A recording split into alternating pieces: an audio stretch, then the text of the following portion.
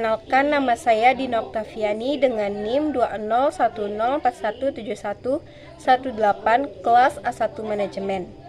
Pada video kali ini saya akan membacakan ringkasan bab 1 dari buku E-Marketing. Bab 1 yang berjudul Menerapkan Digital dalam Pemasaran.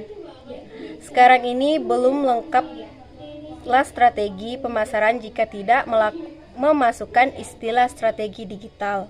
Memahami digital tidak hanya terbatas bahwa digital tersebut hanya berupa alat atau saluran saja, tetapi juga harus dipahami bahwa digital juga dapat menciptakan nilai tambah dan juga pertukaran nilai, yaitu perdagangan dalam sistem ekonomi yang berkaitan dengan mata uang.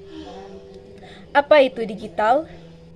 Booth Cadell mendefinisikan digital sebagai lapisan semua media yang dapat digunakan oleh pengguna untuk memilih sendiri menurut pengalaman mereka sendiri, dan mampu mendorong kemampuan para pemasar untuk menjembatani media, memperoleh umpan balik, menyampaikan pesan-pesan mereka kepada konsumen, dan membina hubungan dengan konsumen.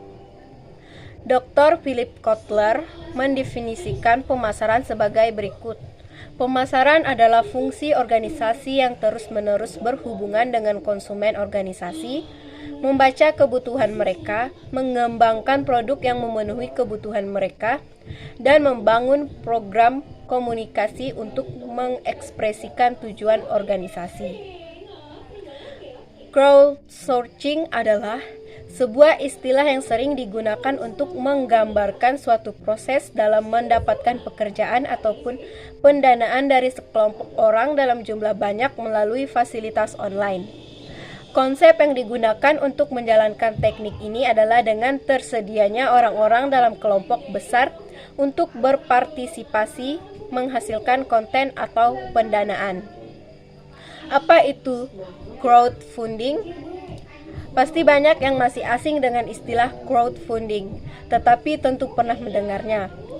Crowdfunding atau urun dana atau penggalangan dana adalah proses pengumpulan sejumlah dana untuk sebuah proyek atau usaha oleh sejumlah besar orang yang biasanya melakukan secara online. Dalam dunia bisnis, ide-ide inovatif saja tidaklah cukup jika tidak dibarengi dengan modal usaha. Modal itu ibarat sebuah akar pohon. Apabila akar pohon tidak kuat, maka pohon itu tidak dapat berdiri kokoh untuk menopang batang, daun, dan rantingnya. Begitu juga dengan bisnis.